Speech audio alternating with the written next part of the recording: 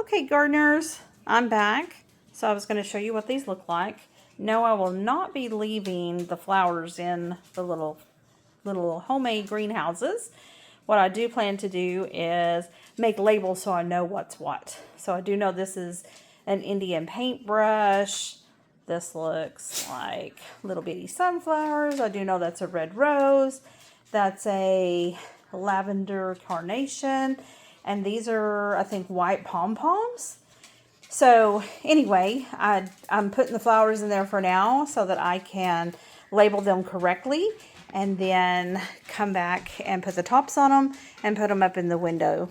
So I did not do these today. There's too many buds on them and they look like they're about to just burst full of flowers.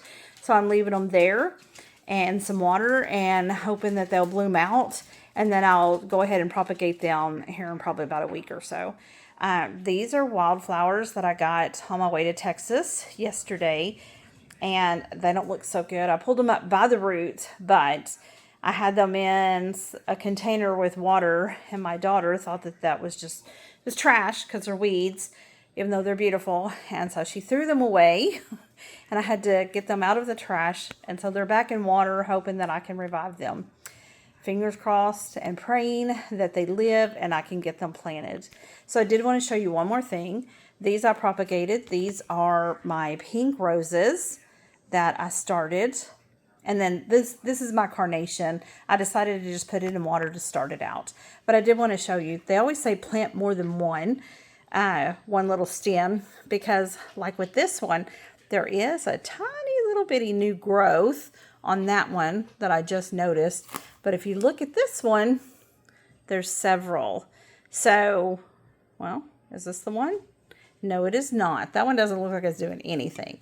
But this one has new growth on it. If you can see right there. And then on this side. And I left the tops on. So it's still a mystery to me. And then that one has new growth on it as well. But it's still a mystery to me whether I take the tops completely off, whether I remove all the leaves, if I just have bare stem, if I put it in the root grow stuff, or just stick it in water, or just stick it in the dirt. So I have lots of little experiments going on. So with these roses, I just cut the ends off, left the tops on, except for that one, which isn't doing well. And I took all the leaves off and all the little thorns off of it and then put it in water. So I'm going to leave them in here and let it start growing. And as soon as it does, I plan on putting the root grow on the bottom, on the bottom part where I've cut it and stick it down in dirt. And hopefully I will have a whole bunch of rose bushes. So here's my little flower houses, excuse me. And there's all the little flowers that I'm getting ready to try and grow with their stems, as you can see.